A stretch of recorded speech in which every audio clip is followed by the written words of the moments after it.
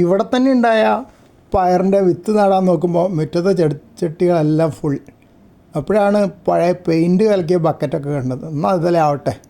അതിൽ കുറച്ച് ദിവസമായിട്ട് ഞാൻ തക്കാളി നട്ടിട്ടുണ്ടായിരുന്നു. പക്ഷേ അതിൽ 2 തക്കാളി തൈകളിൽ വലിയ ആരോഗ്യമില്ലാണ്ട് നിൽക്കുന്നുണ്ട്, ഒരെണ്ണം ഉണങ്ങി പോയിട്ടുമുണ്ട്. പയർ പക്ഷേ കുഴപ്പമില്ലാതെ വളരാൻ തുടങ്ങിയിട്ടുണ്ട്. അപ്പോൾ ഇതൊരു മട്ടുപ്പാവിലെ പയർ കൃഷി ആയിക്കോട്ടെ എന്ന് വിചാരിച്ചു. ഇനിയിപ്പോൾ ഇതെങ്ങനെയാണ് പടർത്തുക എന്നല്ലേ, അതിനൊരു സൂത്രം മുമ്പ് ചെയ്ത് അവസാനം കാണിച്ചു തരാം. മഴയില്ലാത്ത കാലത്ത് മാത്രമേ ഈ മട്ടുപ്പാവിലെ കൃഷി നടക്കുകയുള്ളൂ. എന്താണെന്നറിയോ, ചെടിച്ചട്ടി വെച്ച് കഴിഞ്ഞാൽ അതിൽ മുഴുവൻ വെള്ളം തന്നെ. അപ്പോൾ വെള്ളമാകുമ്പോൾ ഒലിക്കാൻ തുടങ്ങും, മണ്ണൊക്കെ ഒലിക്കും.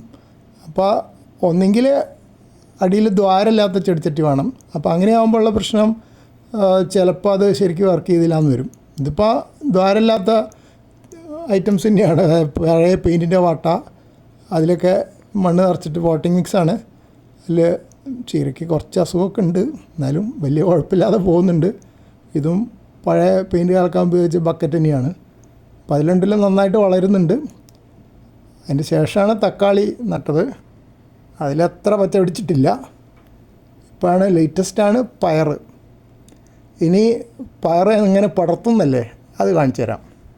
പയർ പടർത്താൻ ഇടമില്ലാത്തതിനാൽ മുൻപ് ഉണങ്ങാറായ വെണ്ടച്ചെടികളുടെ ചുവട്ടിലായിരുന്നു പയർ നടാറുള്ളത്. പിന്നീടത് നേന്ത്രവാഴയുടെ ചുവട്ടിലാക്കി. വേനലായപ്പോൾ നേന്ത്രവാഴകൾ ഉണങ്ങാൻ തുടങ്ങിയപ്പോൾ പയർ കൃഷി വീണ്ടും വീട്ടുമുറ്റത്തേക്ക് മാറ്റി. ഇപ്പോൾ വലിപ്പമുള്ള വെണ്ടച്ചെടികളില്ല. സ്റ്റോറിൽ നോക്കിയപ്പോൾ വയറിങ്ങിന് ഉപയോഗിച്ചതിൻ്റെ മിച്ചം വന്ന പൈപ്പുകൾ കണ്ടു. എന്നാൽ അതാകട്ടെ പുതിയ പരീക്ഷണം എന്ന് തോന്നി. ചെടിച്ചട്ടികളിൽ പയർ വിത്ത് നട്ട ശേഷം വയറിംഗ് പൈപ്പ് താങ്ങായി നാട്ടി.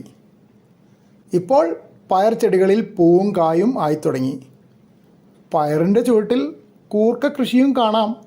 സ്ഥലപരിമിതി തന്നെ കാരണം.